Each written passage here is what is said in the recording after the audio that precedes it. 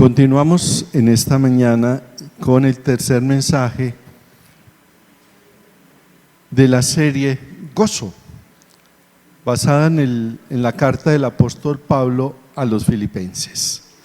Tenga por favor su Biblia abierta en Filipenses capítulo 1. Filipenses capítulo 1. Vamos a estar de los versículos del 12 hasta el 18.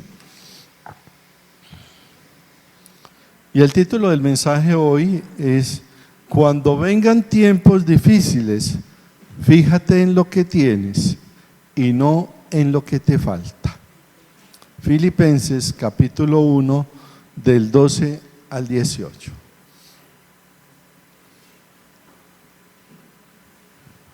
En los 35 años que el Señor me ha permitido estar en el ministerio pastoral, una buena parte de mi tiempo y de nuestro tiempo como pastores durante la semana es hablar con personas que están pasando por momentos difíciles.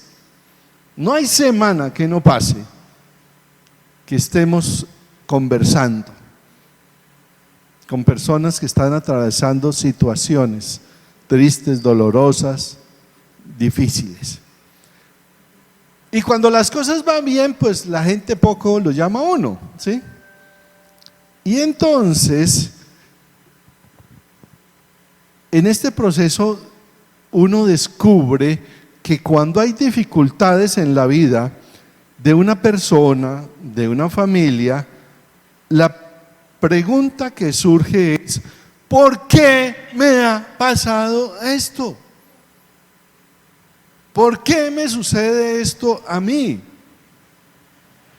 Y vamos más allá, yo no veo ningún propósito en mi vida. Y la única respuesta razonable es decir que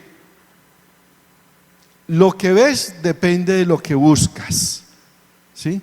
Y algunas personas nunca descubren una respuesta porque están buscando en el lugar equivocado.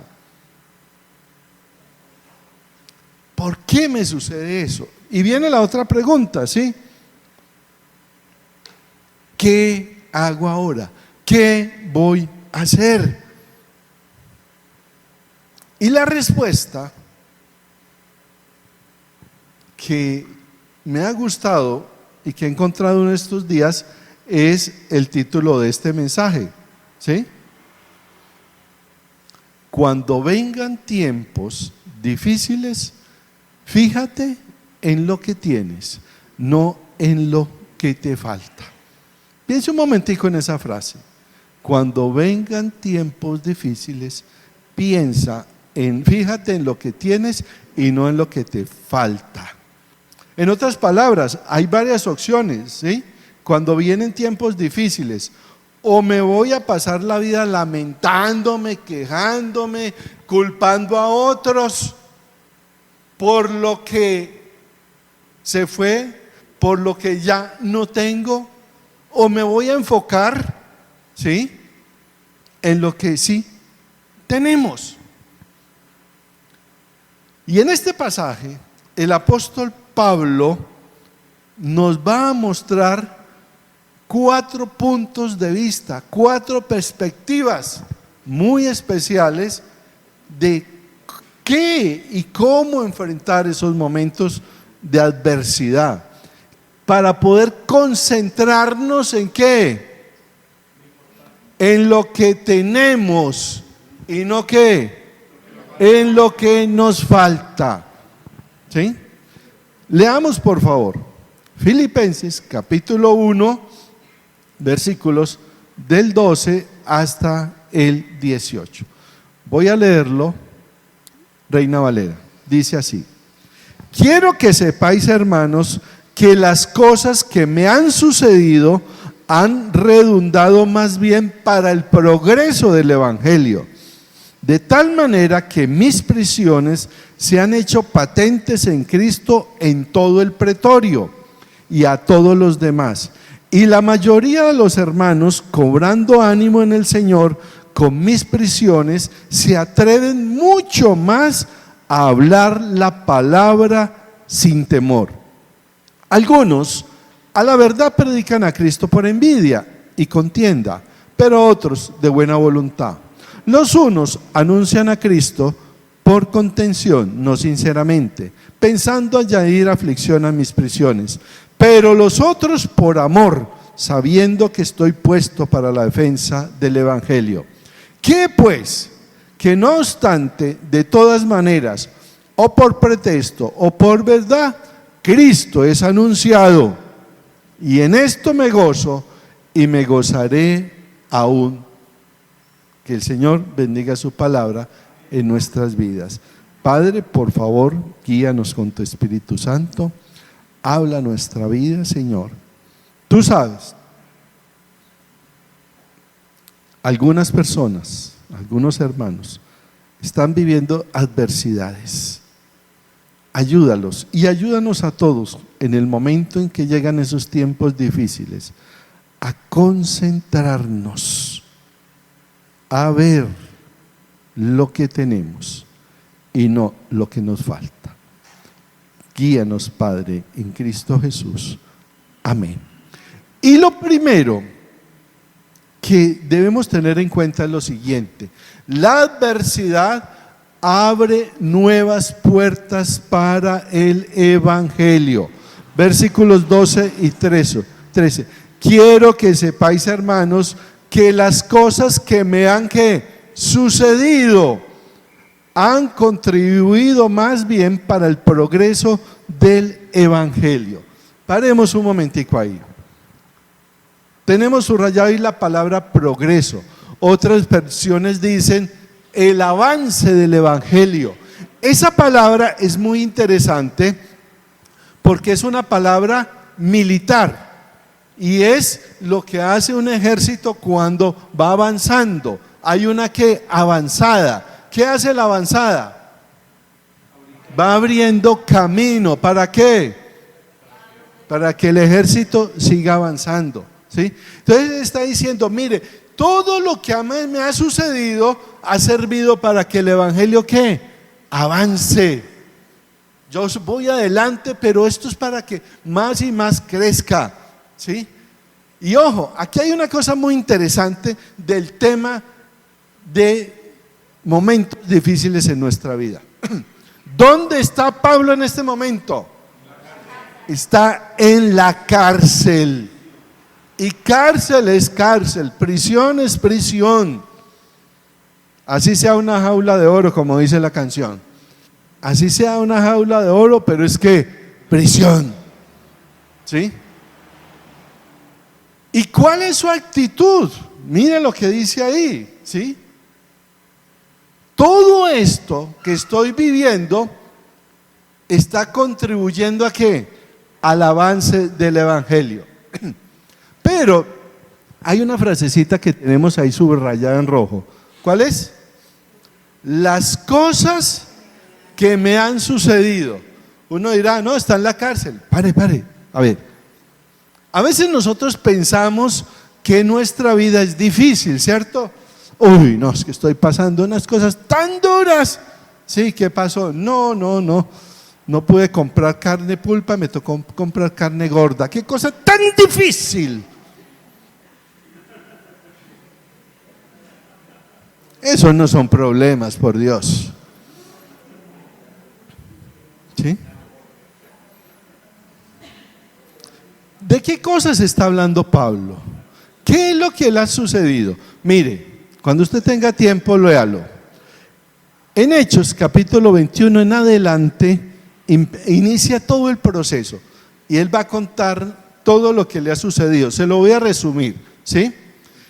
Pablo fue a Jerusalén, ¿sí? Y él tenía unos enemigos y levantaron una calumnia, un chisme, una murmuración. Pablo metió un gentil, un incrédulo al templo, al lugar sagrado. Empezaron, lo buscaron, le pegaron, lo iban a matar. Pero como se formó tanto alboroto, llegaron los soldados romanos y lo salvaron, pero lo iban a matar. Lo llevaron a prisión.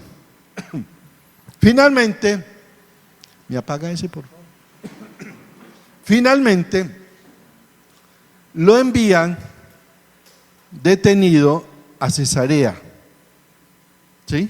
Fue llevado prisionero para ser juzgado como ciudadano romano. ¿Sí? Y allí tuvo que esperar 2 años. Pero antes de eso se libró porque 40 hombres prometieron que no iban a comer, ni a beber, ni a dormir hasta que mataran a Pablo. Una cosa muy tremenda, ¿cierto? Tuvo la oportunidad de darle testimonio a Félix. Y Félix lo tuvo ahí 2 años y cada rato lo llamaba, pero con un solo propósito: soborno. Lo iba a dejar libre, pero a ver, hermano, ¿cuánto va a dar? ¿Sí? Como no dio, siguió detenido. Después fue y testificó ante Agripa. Después lo enviaron en un barco a Roma. ¿Y qué pasó con el barco? Naufragó. Terminaron en la isla de Malta. Cuando llegaron a la isla de Malta, prendió una fogata, salió una serpiente y ¡pum!, lo mordió. ¿Sí? No le pasó nada, gracias a Dios. ¿Sí? Y finalmente lo subieron a otro bote y terminó en Roma. Pero ¿dónde estaba en Roma? No estaba de paseo en Roma. ¿Estaba dónde?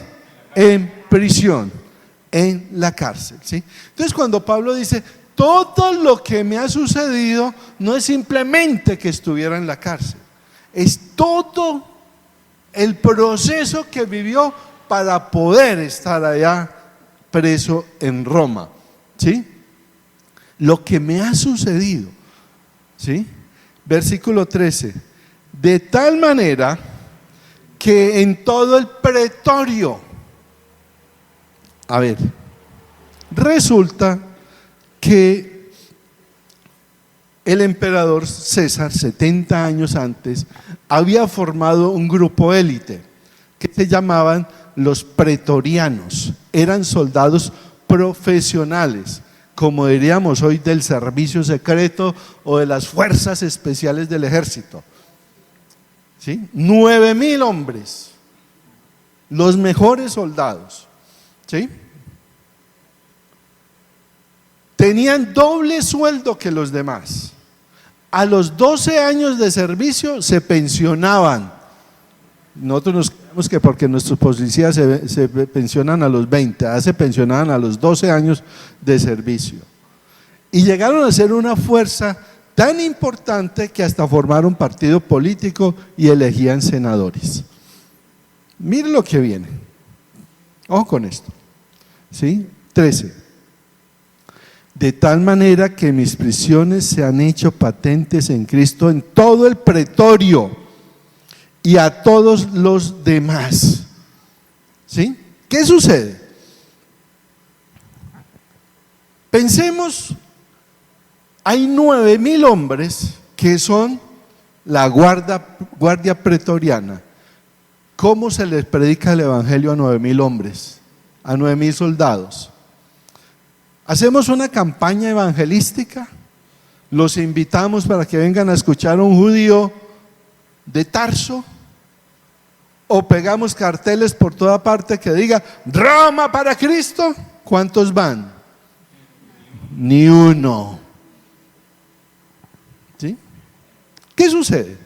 Resulta que Pablo estaba en prisión vigilado por soldados pretorianos. Mire lo que Dios hace.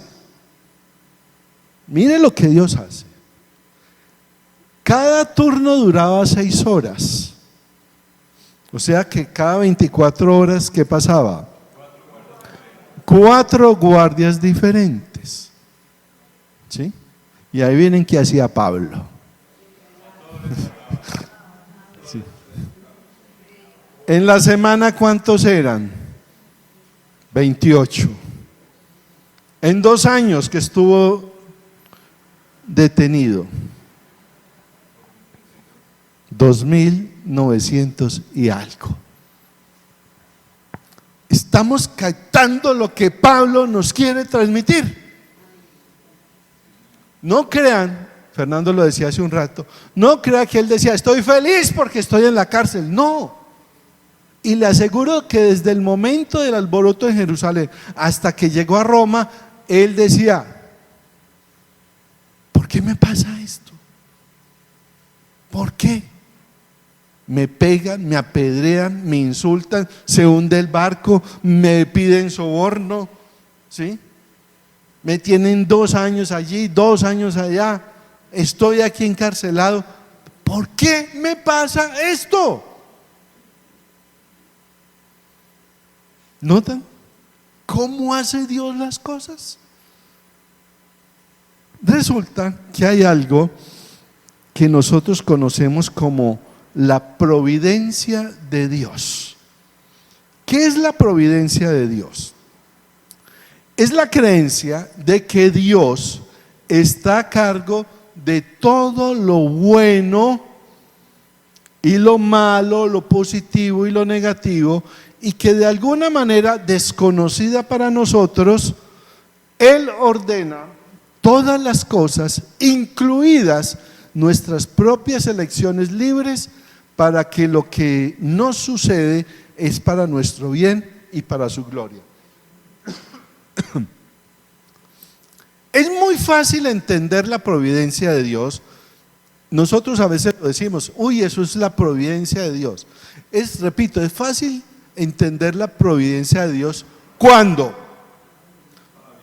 tenemos salud, ¿cierto? La salud es buena, nuestra familia está unida, nuestro matrimonio chévere, ¿sí? Nuestra carrera avanza, ¿sí? Tenemos dinero para pagar las cuentas, tenemos una buena iglesia, ¿sí? Tenemos una buena iglesia, buenos hermanos, buenos amigos, y todo sale bien. Otra cosa es decir que creemos en la providencia de Dios cuando la salud está mal y es una enfermedad irreversible. Cuando el matrimonio a algunos se les acaba. Cuando el trabajo y la carrera se acaba o pasa por un momento difícil. Y cuando los amigos ya no son amigos, sino enemigos, ¿sí? Entonces, ¿cómo podía Pablo estar gozoso? ¿Cómo podía Pablo ver que esas circunstancias que estaba viviendo había algo positivo? ¿Cómo podía eso? Solamente por una razón. Pablo juzgaba todas las cosas porque para él la prioridad era el reino de Dios. El reino de Dios. Y como Pablo vivía únicamente para el reino de Dios, podía ver que Dios estaba y había obrado en su vida de una manera que aún él ni entendía, pero que ahora que estaba allá en Roma, en esa prisión, está llevando el reino de Dios. Ese era su principal propósito y eso lo regocijaba, eso le alegraba su vida. Y que, repito, nadie va a decir que bueno, estoy en la cárcel, pero él entendía, Dios me puso aquí con un propósito. Pero repito, eso no lo entendió él cuando estaba en Jerusalén 4 años antes. 4 años antes, ¿no? Tuvieron que pasar 4 años para entender, ahora sí veo, ahora sí entiendo por qué me pasó lo que me pasó. Y aquí podríamos decir algo muy interesante, ¿sí? No es que Pablo estuviese encadenado a los soldados, más bien era lo contrario. Los soldados estaban encadenados a Pablo, porque tenían que ir a cuidarlo. Era su trabajo, era una orden. Y ahora tenían que escucharlo, ¿sí? Y repito, Pablo, estoy seguro que Pablo no tenía claro nada de esto. 4 años antes no pasaba, no entendía. ¿Por qué me pasa todo esto? ¿Sí? ¿Por qué? Y esto nos sucede a todos nosotros. Rara vez vemos el panorama general. Podemos tener un cuadro en los museos. Hay unos cuadros que son gigantescos, que son de una pared entera. Si usted se acerca y mira este pedazo, ¿qué ve? Solamente un pedacito. De pronto unas maticas, un pasto, unas flores. ¡Ay, qué bonito! O qué feo. Solamente cuando ¿qué? Se aleja y ve todo el panorama, dice: ah, ahora sí entiendo. Estoy seguro que Pablo no quería ir a la cárcel. ¿Quién quiere estar en una cárcel? Nadie. Sí. Estoy seguro que Pablo no disfrutó de esa experiencia, jamás, ¿sí?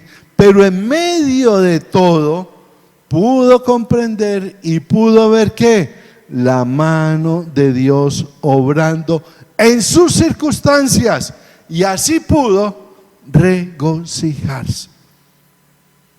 Piense un momentico ahora en su vida. ¿Qué está pasando? ¿Cuántos se están preguntando por qué me pasa esto a mí? ¿Por qué esta enfermedad? ¿Por qué esta lucha? ¿Por qué esta dificultad? No mire lo que falta, mire lo que tiene.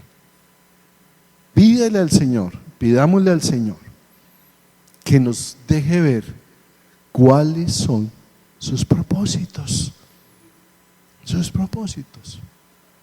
Y a la mayoría nos ha sucedido, y si no le ha sucedido, le va a suceder.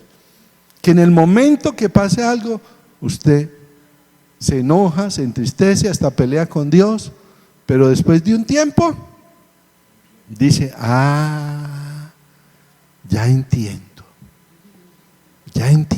por qué. Esa es la providencia de Dios. Entonces, lo primero que tenemos que aprender, que es la adversidad abre nuevas puertas para el evangelio. Segundo, la adversidad alienta el testimonio audaz. Versículo 14.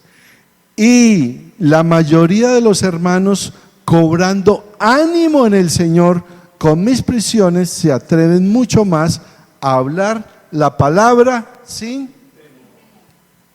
temor. ¿Por qué? Hay algo muy interesante. El coraje es contagioso. Y los hermanos veían de Roma, la iglesia de Roma veía: hola, Pablo está en la cárcel, ¿sí? Y está evangelizando más que nosotros que estamos afuera. ¿Y eso qué hizo? Los contagió, los animó. ¿Por qué? Porque veían que Pablo enfrentaba las dificultades con fortaleza, con gozo. Aprovechaba toda oportunidad para hablar de Cristo.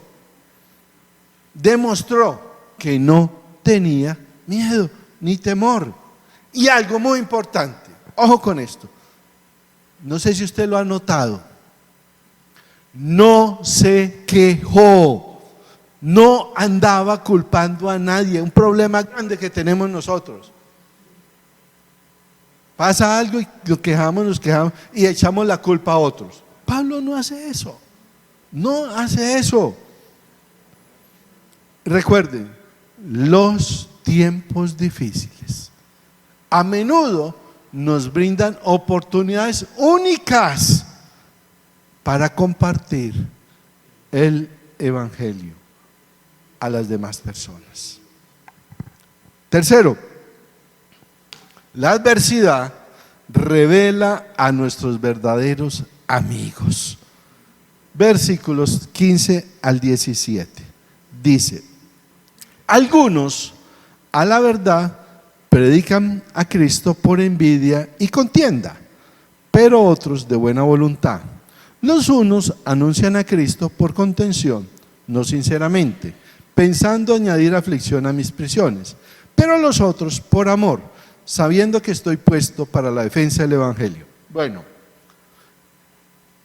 yo sé que cuando usted lee esto, ¿cómo le suena? Suena como raro, ¿cierto? Son como unos versículos extraños a nuestros oídos, ¿sí? Mire, fíjese que Pablo está hablando de dos grupos de creyentes. Ojo, son creyentes los dos grupos, porque si fueran, ¿sí?, si estuvieran predicando un evangelio falso, ¿sí?, él lo diría. Si fueran falsos profetas, lo diría.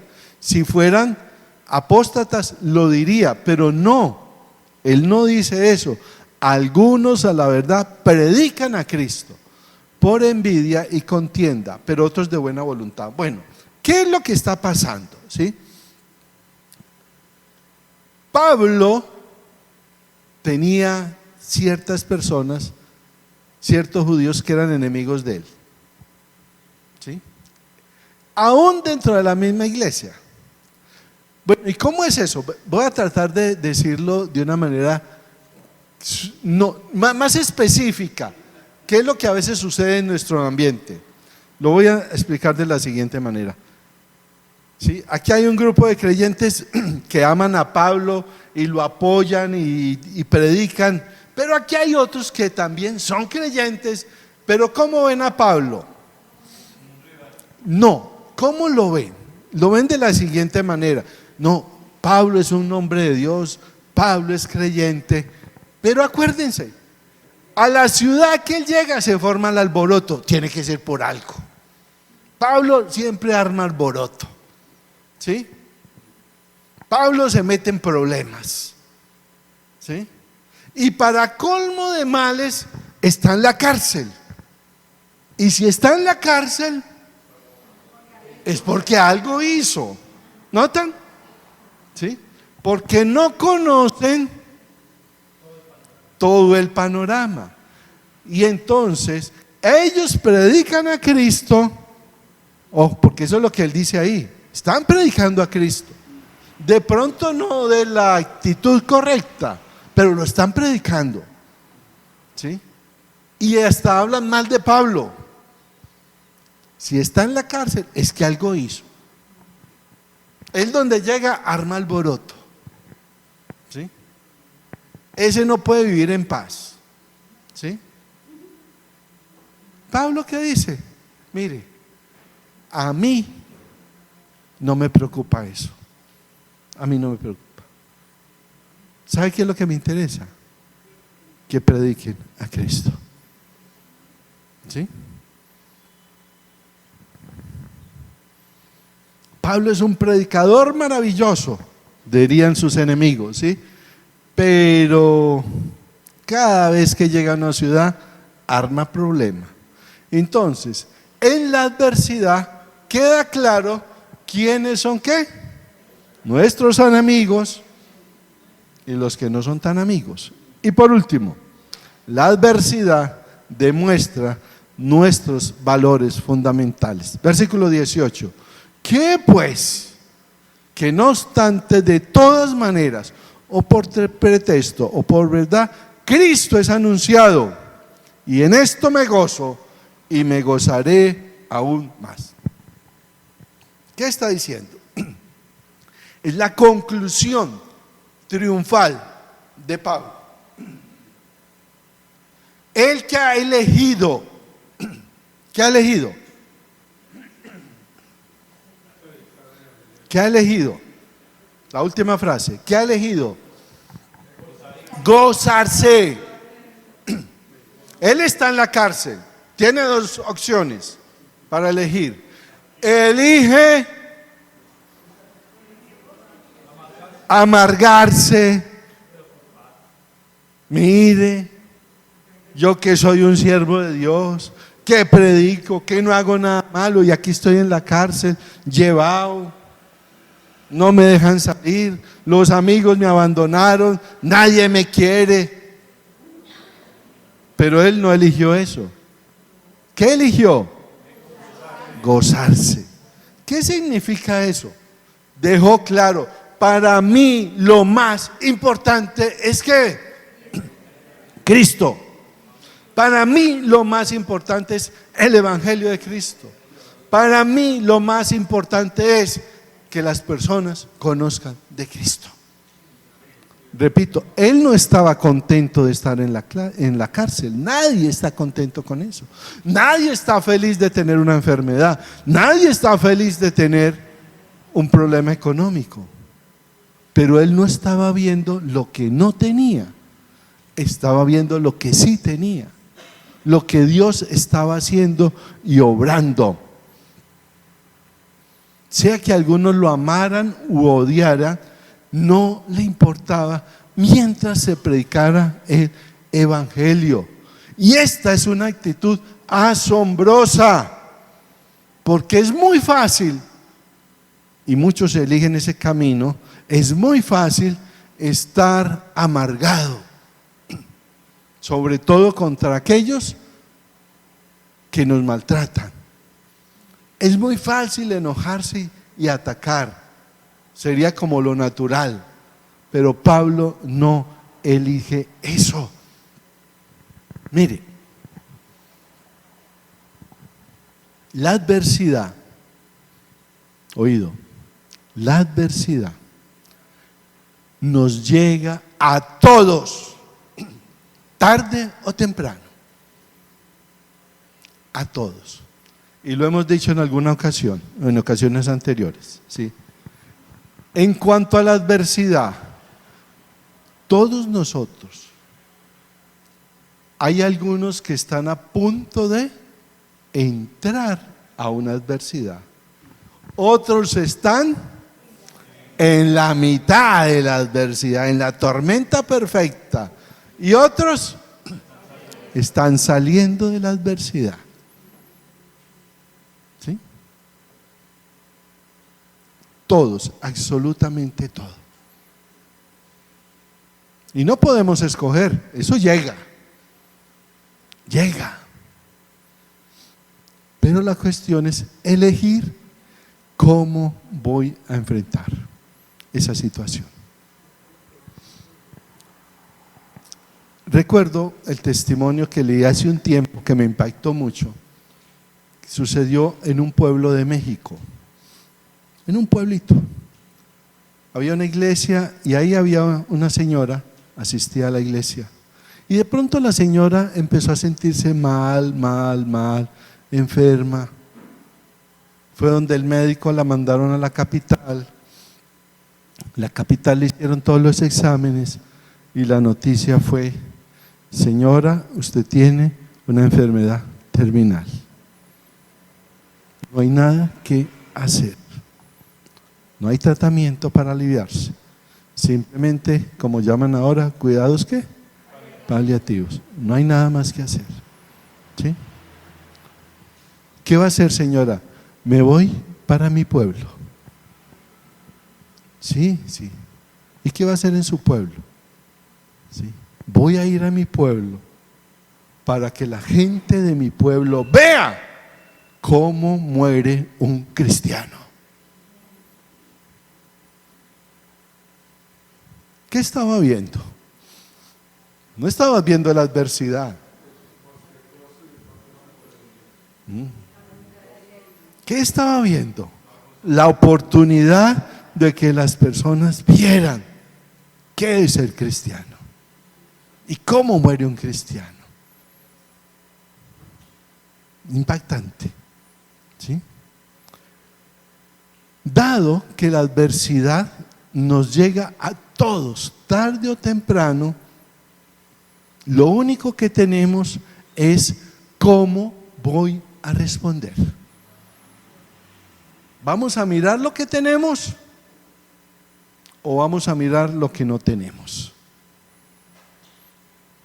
Si nos quedamos mirando lo que no tenemos, lo que hemos perdido, nuestra vida va a ser amargada, triste, frustrada, peleando con todo el mundo y echándole la culpa a todos. Pero si miro lo que tengo, ¿sí? ¿Qué pasa?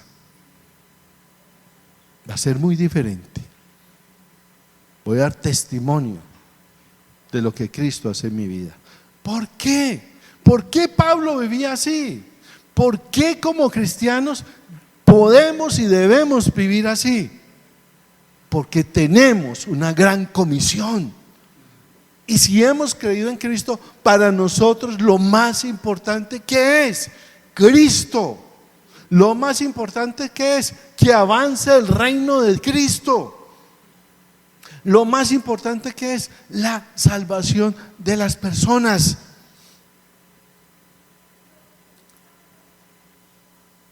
El primer ministro inglés, Winston Churchill, fue muy famoso porque él tenía un humor muy agudo y tenía unas frases que soltaba que quedaron grabadas en la historia, muy interesantes. Y él un día tuvo una dificultad, se le presentó un problema muy grande y él estaba en su casa, ¿sí? Y empezó pues a quejarse. ¿Y por qué me pasa esto? Y la esposa sabiamente le dijo: tranquilo, ese problema es una bendición disfrazada, ¿sí? Y él con su agudeza le contestó: mi hija, si es una bendición disfrazada, pues ciertamente está muy bien disfrazada, porque yo no veo, ¿sí? Y a algunos les puede estar sucediendo eso. Están pasando por una situación difícil, por una bendición disfrazada, pero ¿cómo la ve? Muy disfrazada, no la puedo ver por ningún lado, ¿sí? Mire, hay algo, un ejemplo final. Miremos un tapete, ¿sí? Cuando usted mira un tapete por la parte de atrás, ¿qué ve? ¿Qué ve? ¿Cómo se ve un tapete por la parte de atrás? ¡Feo! Hilos para allá, hilos para acá, y eso no tiene ¿qué?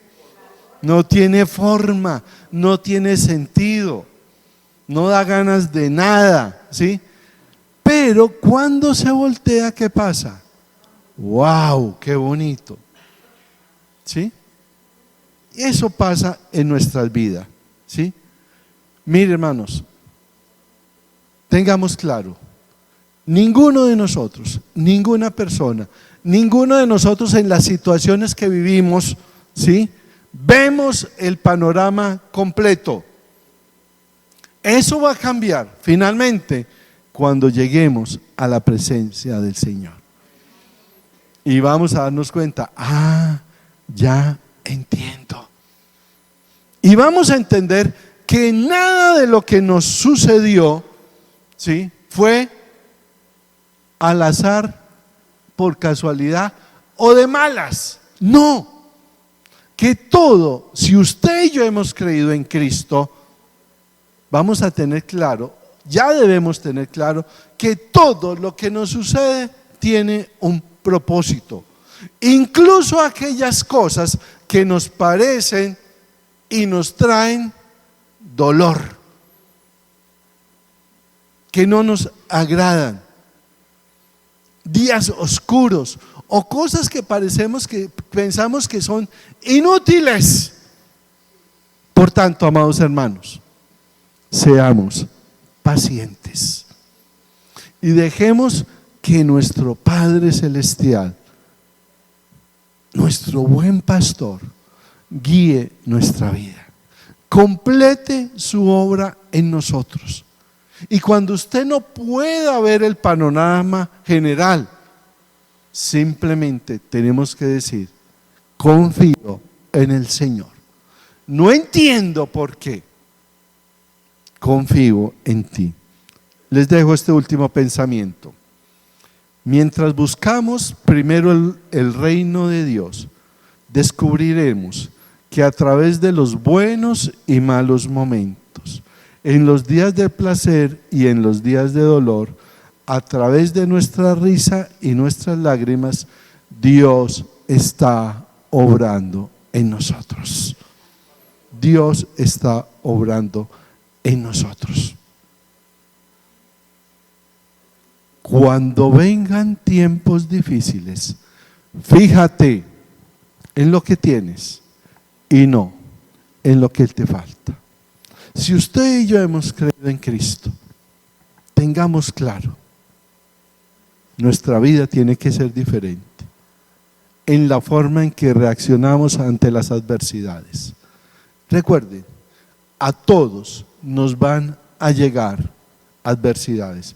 Algunos están viviendo adversidades, pero confiamos que tenemos un Dios, un Señor, un Salvador, que sabe lo que hace. Así yo no entienda. Así yo no entienda. Pero sigo confiando en ti. Padre, muchas gracias te damos en esta tarde. Gracias por tu palabra, gracias por la vida de Pablo. Gracias, Señor, por tu fidelidad. Señor, tú conoces, nos conoces, los que estamos acá. Tú sabes que algunos están pasando por adversidades más fuertes que otras, de salud, económicas, de relaciones, aún de fe, Señor. Nos confundimos. ¿Por qué me sucede esto a mí? ¿Por qué me pasa? ¿Por qué me llegó? Señor, ayúdanos a entender tu providencia.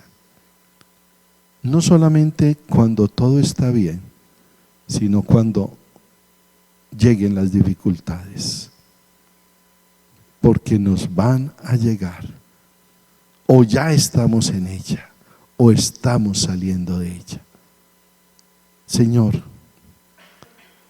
en la risa y en la tristeza, en el llanto y en la alegría, podemos confiar en ti. Señor, a veces no vemos todo el panorama,